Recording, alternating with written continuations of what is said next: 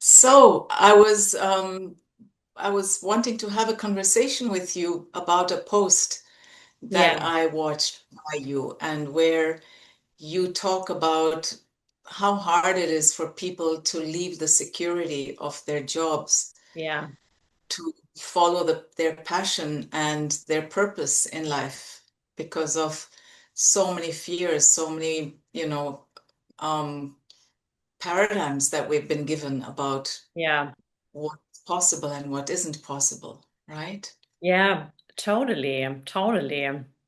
Yeah, the Would reason you why like to I, elaborate? Mm. sorry.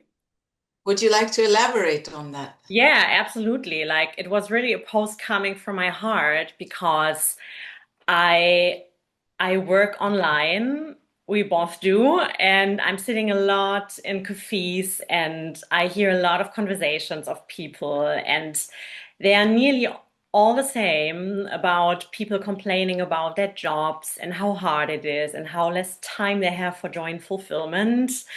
Or I was even sitting in a cafe and the very waiter of the restaurant, he was like, wow, I think I just quit my job just after the shift. And I just looked at him and observed the conversation. I was like, I bet, unfortunately, for 98% that you will not. That probably your mind will find an excuse for not quitting because you will be so afraid of the unknown. And I think here we already have like the first composite of why people don't do that because they think too much in perfection and too much in the how because they don't know that the how is none of their business.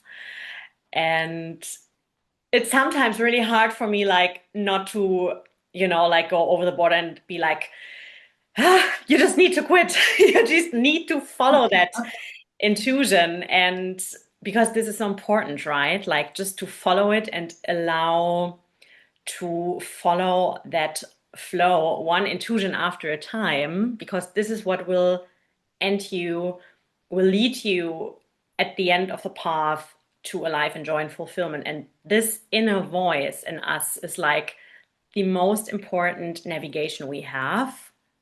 And when we allow ourselves to unmute it, this is where Yeah. the magic is about to unfold, right? Yeah.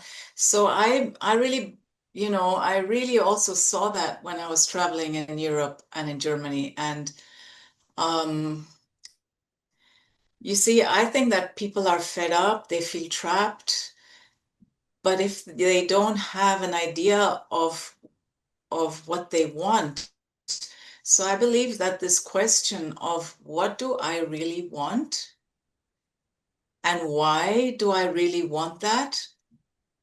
Those questions could be motivation enough for somebody to leave a job they don't like.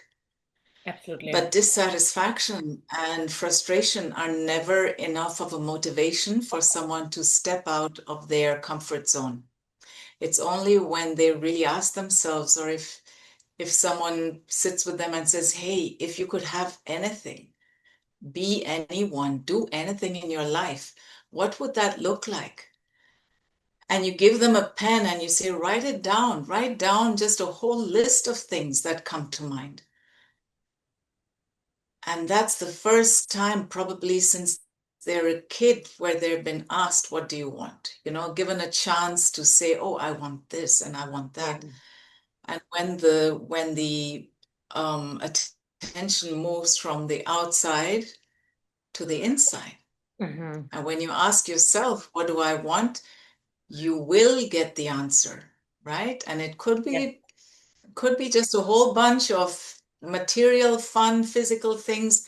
Well, by all means, write those down, Yeah, right? totally. What I experienced from my observation, also from my very experience, because I was working as a nurse, and fortunately, the working conditions were so hard at the end that it was easy for me to wake up. It was so hard. I was always alone in the shift, and I had so many emergencies and like drama going on that it was just, I'm so grateful for that because like the wake up call was so strong that I literally could not ignore it. And I think sometimes it's more dangerous when people are in that 9 to 5 office jobs where they are sitting in front of a screen, where they have a good salary, where they have like a high quality of living and they are sitting in that golden cage.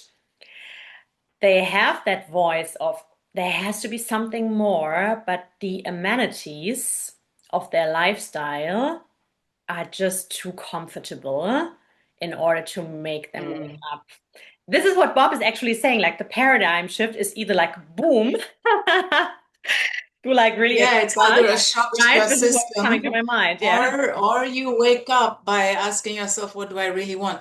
You see, because actually all these people you're talking about who have managed to fit into the system, right? Because we are in school, the whole education is focused on preparing you Yeah. to fit in what society expects, to fit into your family's expectations, to fit into your partner's expectations of what a life should look like, right?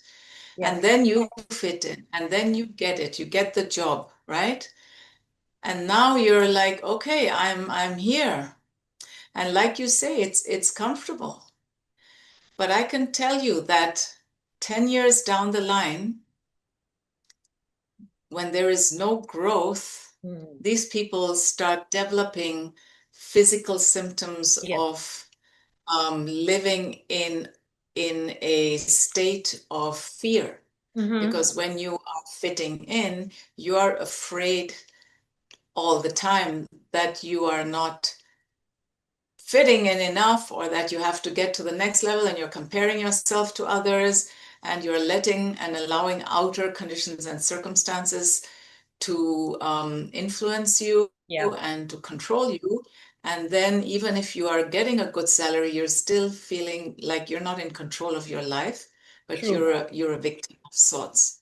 Yeah, totally. And the good thing is, And even such people never ask themselves, what do I really want? totally, because as you have already explained, we are not taught to ask ourselves that question. And I remember when I asked myself that question again, I had to cry, but from releasing so much. It was like, wow, by asking that, I finally can breathe again. And do you Yeah. remember like the moments when we were children and teenagers and we had that huge excitement into ourselves, especially as a teenager, because there you feel still, wow, the whole world is in front of me. I can do anything. But then like the society is coming and like, okay, and now you have to decide like what you are studying.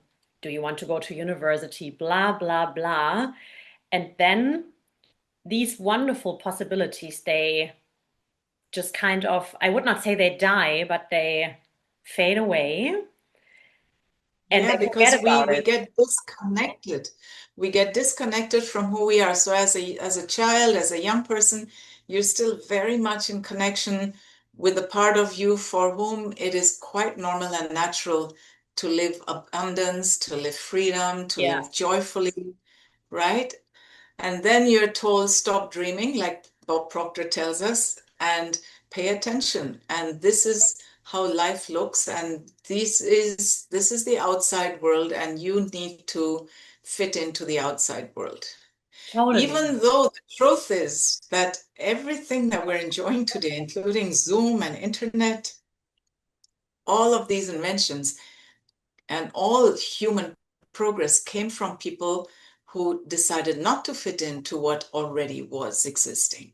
Hmm. To imagine what would I really love to experience, right?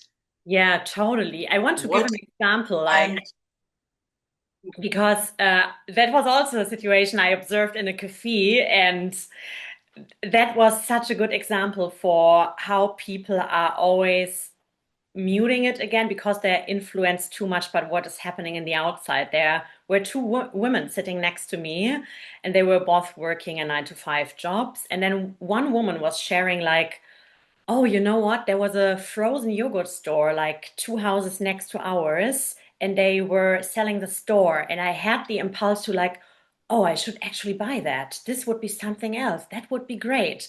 Then I spoke to my husband, and my husband was like, no, we can't do that. what shall we do with all the ice cream? Like, it's too expensive. Like, how shall that all work? And then she was like, yeah, okay, then I just continue doing my thing. And I was like, no, this was the life that was sending you an impulse and showing you where your track actually is going to unfold. I mean, it's not a drama when they don't do it. Life is constantly giving you that possibilities where you can choose either or. Yeah, Yeah, this is just yes, such a perfect example of this very situation. that's true. Either you take the opportunity and you expand and express and grow into the next greatest version of yourself, Yeah. or you continue to live a life of compromise. But Bob says very clearly that you're either moving forward or you're moving into disintegration. And this Yes. is the other thing I wanted to say about all these people with these jobs. They all see doctors. They're all tied into the medical system with all kinds of things that are just going from bad to worse, Yes. right?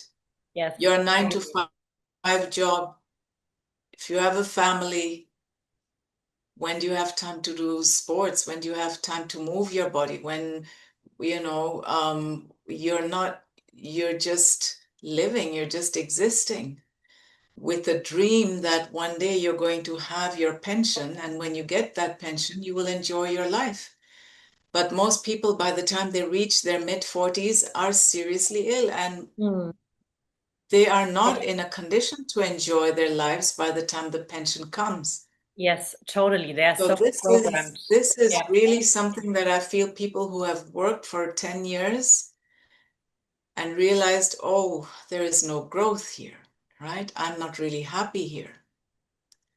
Yes. These are the people that are now ready to wake up because I know when you come out of university, out of school, you are so primed, full of hope that this beautiful system that is waiting for you to give you a job is going to be like your path to growing, right?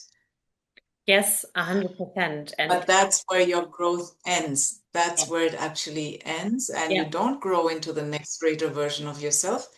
You just start doing every day the thing that you already know how to do. And you live your A-type goal, right?